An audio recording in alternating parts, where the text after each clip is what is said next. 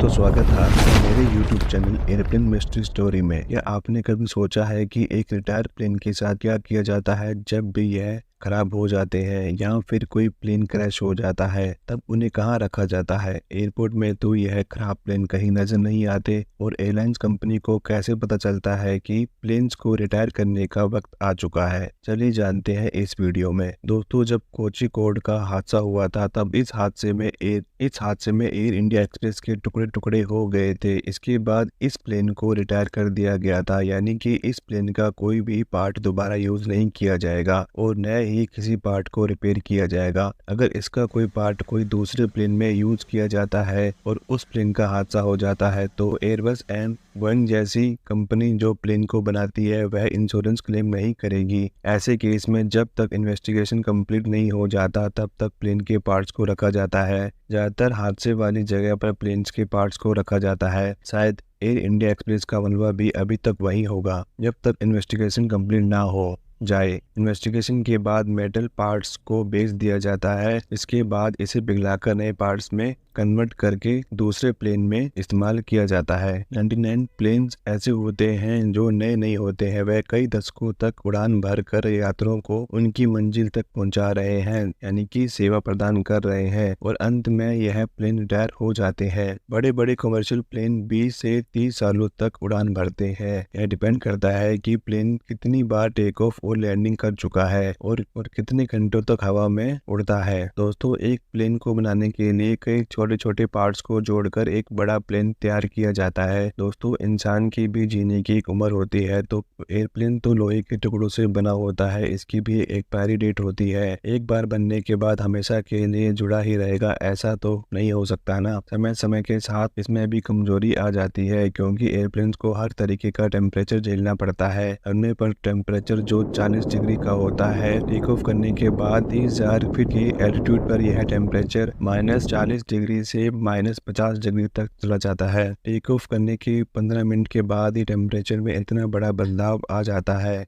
High altitude में air pressure बहुत कम होता है। अगर हम कैबिन से कंपेयर करें तो जैसे एक गुब्बारे में भरी हवा बाहर निकलने की कोशिश करती है। एयरप्लेन्स हर रोज टेक ऑफ के बाद एयर प्रेशर की डिफरेंस को, उतार चढ़ाव को झेलता है, इसलिए एक लंबे समय के बाद एयरप्लेन्स कमजोर होने लगता है। एक बार की बात है, सन 1988 में अलोहा एयरलाइंस की छत का टुकड़ा बाहर निकल गया जब वह हवा में उड़ान भर रहा था। इससे बड़ा एग्जाम्पल और क्या हो सकता है कमजोरी का। इसलिए समय समय पर प्लेन्स को रिटायर करना जरूरी होता है ताकि अनोखा एयरलाइन जैसा हादसा दोबारा ना हो। भारत के रूल के तहत आप अपनी बाइक को 15 साल तक चला सकते हैं, लेकिन कुछ लोग अच्छे रेगुलर मेंटेनेंस के साथ 20 साल तक चला लेते हैं। दोस्तों, बोइंग B-52 इस प्लेन को 1952 में बनाया गया था और लगभग 70 सालों के बाद भी आज यह प्लेन उड़ान भरता है। यह प्लेन 10-20 हजार एल्टीट्यूड पर नहीं बल्कि 40,000 एल्टीट्यूड पर उड़ान भरता है। करीब 70 साल होने वाले हैं इस प्लेन को, आज भी यह रनिंग कंडीशन में है। वही बात करें तो फर्स्ट जनरेशन बोइंग 737 की, तो यह प्लेन भी करीब 5 साल के बाद भी उड़ान भरता है। ऐसे में हम अंदाजा लगा सकते हैं कि अच्छी मेंटेनेंस और एडवांस इंजीनियरिंग की मदद से कोई भी प्लेन सालों तक उड़ान भर सकता है। इसके लिए कोई टाइम लिमिट नहीं होती है, बस समय समय पर अच्छे से मेंटेन करना जरूरी होता है। दोस्तों, अगर एक प्लेन को 50 से 70 सालों तक उड़ाया जा सकता है तो यह रिटायर कब होता है? यही सवाल आ रहा है ना आपके दिमाग में। जब तक प्लेन कंपनी को प्रॉफिट हो रहा है तब तक वह उसे रनिंग कंडीशन में ही रखेगा। इसके बाद उसे बेच दिया जाता है, और उसे खरीदने वाला भी तो कोई होना चाहिए ना। भला कोई 50 साल पुराना प्लेन क्यों खरीदेगा? ऐसे केस में जब प्लेन नहीं बिकता है तब उसे रिटायर कर दिया जाता है। वहीं कुछ प्लेन एयर फोर्स वाले यूज कर लेते हैं जरूरत पड़े तो। ऐसे में वह प्लेन ज्यादातर उड़ते नहीं है। AN-32 का एग्जाम्पल लेते हैं। इस प्लेन को 1970 के दशक में बनाया गया था और हाल ही में 2019 में यह प्लेन अरुणाचल प्रदेश के जंगलों में क्रैश हो गया। यह प्लेन भी करीब 35 से 40 साल पुराना होगा। अब आपको आइडिया आ गया होगा कि एक प्लेन को कब रिटायर किया जाता है। लेकिन रिटायर प्लेन को कहाँ रखा जाता है? एयरपोर्ट में रखने के लिए एयरलाइंस कंपनी को बहुत ज्यादा पार्किंग चार्ज देना पड़ता है। ऐसे में उन रिटायर प्लेन्स को रखना बहुत बड़ी चुनौती बन जाती है, क्योंकि दुनिया भर में बहुत सारे प्लेन रिटायर होते हैं। इसके अलावा इतिहास में अब तक हजारों लाखों प्लेन बनाए जा चुके हैं और और पुराने टेक्नोलॉजी के